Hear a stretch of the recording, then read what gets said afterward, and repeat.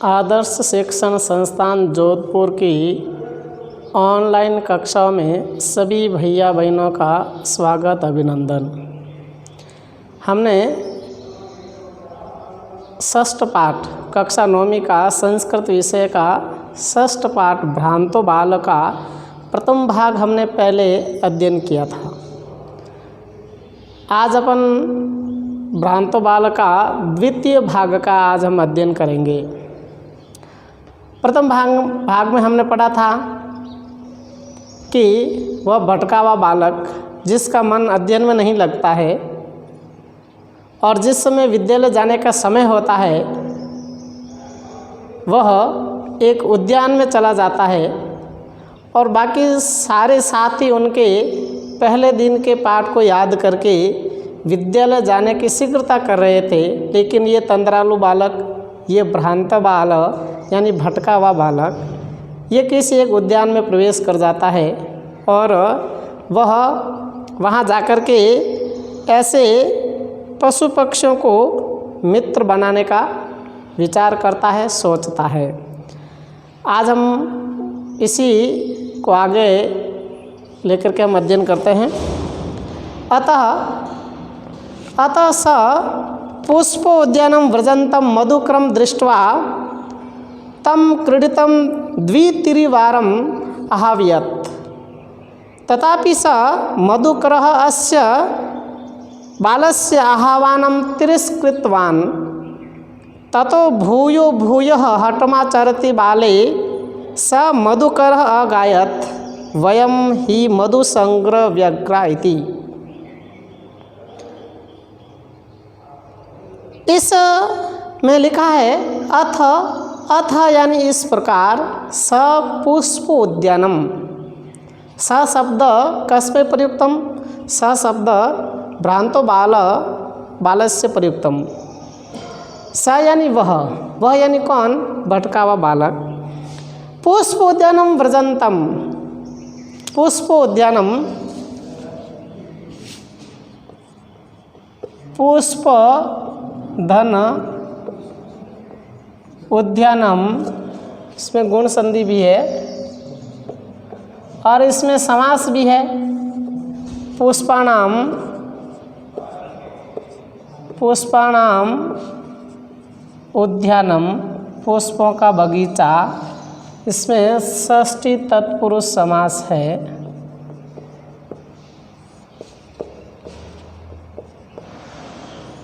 षष्ठी तत्पुरुष समास। तो वह पुष्पोद्यानम व्रजंतम, व्रजंतम करता है घूमते हुए, भ्रमण करते हुए। मधुक्रम दृष्टवा, मधुक्रम का होता है भ्रमरा, भंवरा। दृष्टवा यानी देखकर, दृष्ट धनिकत्वा प्रत्यय दृश्य, दृष्ट धनिकत्वा प्रत्यय दृष्टवा यानी देख कर, देख करके तम क्रीडितुम, उसको खेलने के लिए, क्रीडन्तुम क्रीडितुम, तम शब्द कस्मै प्रयुक्तम? भ्रांतो बाल। तो नहीं, तम शब्द मधुकरम प्रयुक्तम, तम शब्द जो भ्रमर के लिए प्रयुक्त हुआ है उसको क्रीडितुम खेलने के लिए, द्वित्रिवारम 2-3 बार, आह्वयत्, आह्वयत् यानी बुलाया। अर्थात इस प्रकार वह भटका हुआ बालक पुष्पों के उद्यान में भ्रमण करते हुए भ्रमरों को उसको खेलने के लिए 2-3 बार बुलाया। तथापि फिर भी, तथा धनापि, तथा धनापि, तथापि, तथा धनापि, तथा धनापि, फिर भी दीर्घ संधि, फिर भी स मधुकरः, वह भ्रमरा, अस्य बालस्य आह्वानं तिरस्कृतवान, इस बालक के बुलावे को तिरस्कार कर दिया, अर्थात उसको मना कर दिया, अर्थात उसको अवहेलना कर दी, यानी सुना अनसुना कर दिया। उसने उस बुलावे को उसने नहीं माना, उसके आने के लिए तैयार नहीं हुआ, उसके पास खेलने के लिए तैयार नहीं हुआ।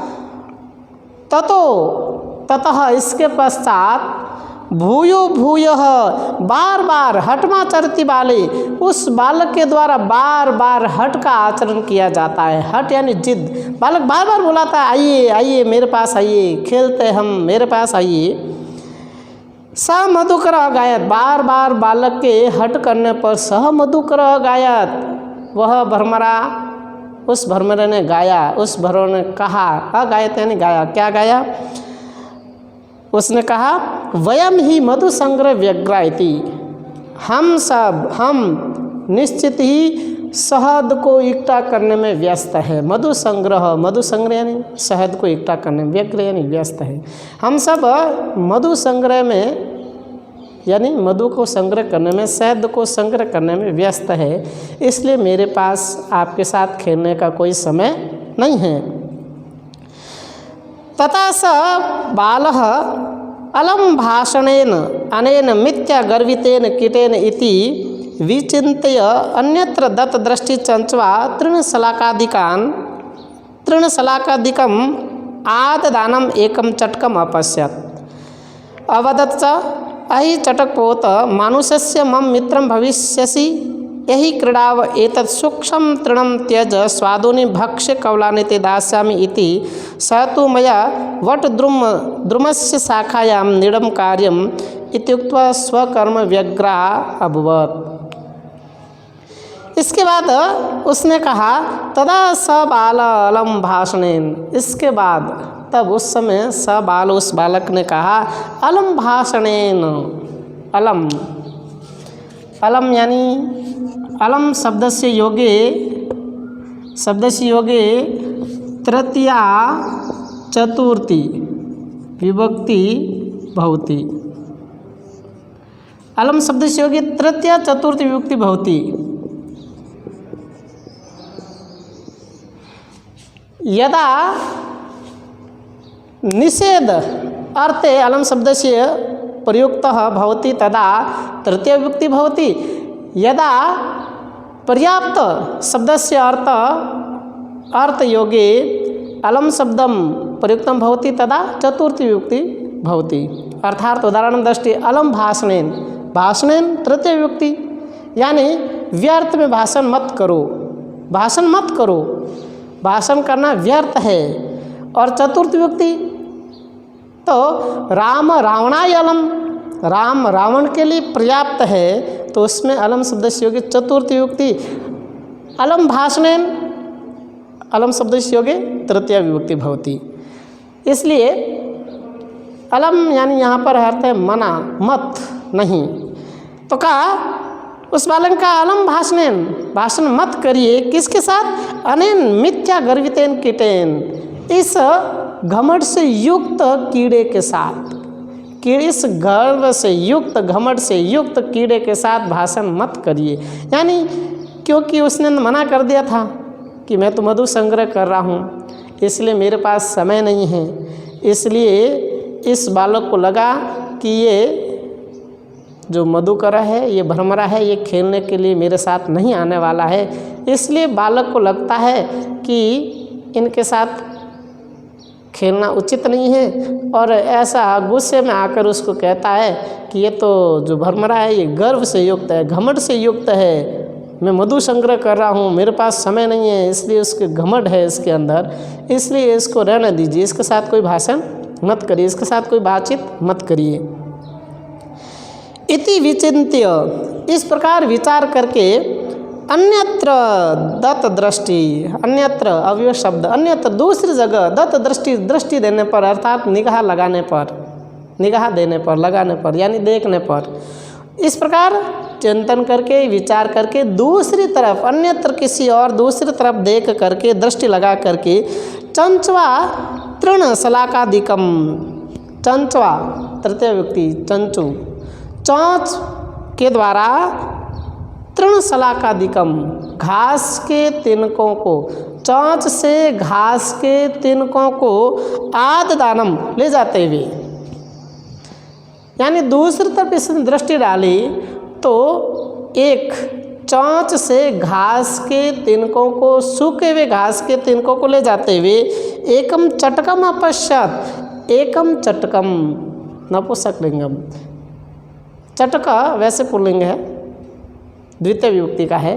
तो एक चिड़िया को, नर चिड़िया को देखा, यानी चिड़ा जिसको कहे या चिड़े को देखा।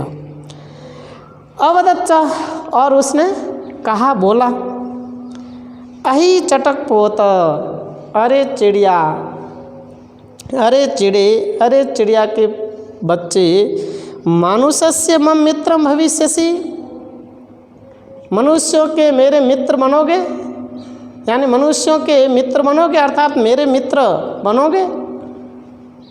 यही क्रीड़ाव, यही यानी आओ, क्रीड़ाव यानी हम दोनों खेलते हैं, क्रीड़ाव उत्तम पुरुष द्विवचन। एतत् सूक्ष्म तृणम त्यज स्वादुनि भक्ष्य कवलानि ते दास्यामि, एतत् सूक्ष्म तृणम त्यज, और यह सूखे घास के तिनकों को छोड़ो, त्यज छोड़िए, छोड़ो, स्वादुनि भक्ष्य कवलानि ते दास्यामि, और मैं ते यानी तुम्हें मैं स्वादिष्ट खाने योग्य पदार्थ भोजन आपको दूंगा। इसलिए इस घास के तिनकों को क्यों मुंह में दबाए हुए घूम रहे हैं, मैं आपको स्वादिष्ट भोजन दूंगा।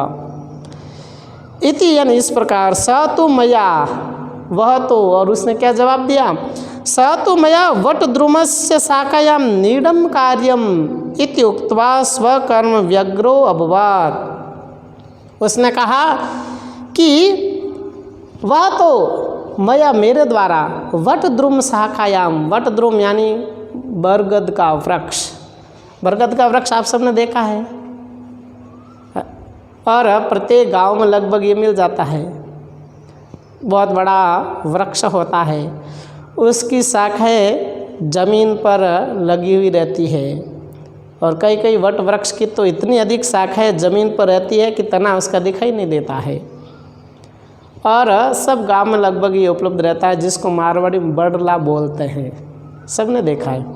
तो कह रहा है कि मैं तो बरगद के वृक्ष की शाखा पर निडम कार्यम, घोंसला बना रहा हूँ, बनाना है, मैं तो उस वट वृक्ष की शाखा पर तो घोंसला बना रहा हूँ, या बनाना है मुझे, इसलिए मेरे पास भी क्या है, कोई समय नहीं है। इत्युक्त्वा स्वकर्मणो व्यग्रो अभवत्, इस प्रकार वह कह करके अपने कार्य में लग गया, व्यग्र व्यस्त हो गया।